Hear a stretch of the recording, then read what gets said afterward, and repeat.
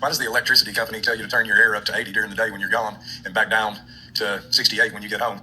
The simple answer is because they sell electricity. This is a hybrid electric water heater that I just installed, and it uses about 80% less energy than a standard electric. Depending on where you live and what you pay for electricity, that can be as much as $500 a year in savings. Now, why am I telling you about this? My utility company paid for half of that unit. So if it uses less electricity, why would my utility company want me to have that? And that, unfortunately, is why this guy is wrong. I don't think he's a bad guy. I think he's genuinely trying to help. That's proof that he's wrong. I'm saving money on my electric bill, and my utility company endorsed it with a check. So that's time, this is energy demand. And in an ideal world for an electric company, for a utility company, that is constant all day. It's just the same amount of energy demand all day. But the reality, hot summer in Texas or something like that, you've got low energy demand in the morning, then it goes up a little bit when people wake up and cook breakfast, and it slowly goes up all day as, it gets hotter outside, and then suddenly it spikes like crazy when people get home and cook and stuff, and then it goes down as it starts to cool off and people go to bed. So you've got this crazy demand going up and down, up and down. So what happens is these energy companies have cheap, constant power, and that covers about, this much of the demand.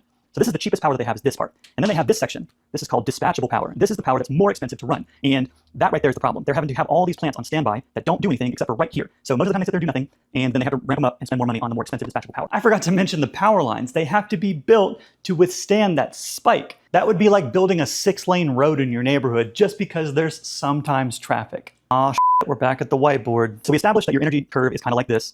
And it spikes real high, and then you go to bed, and it goes down. If you pre-charge your AC system at night, and then it doesn't run as much during the day, energy curve will look more like this. And you see how that's much flatter, and flat is good for utility companies. I'm not getting into the thermodynamics of why pre-charging your home with cold air at night and then letting it drift up during the day is cheaper. I only took 1 year in physics. I'm not qualified to talk about it. But people much smarter than you and me have told me this, and I believe them. Am I saying corporate greed doesn't exist?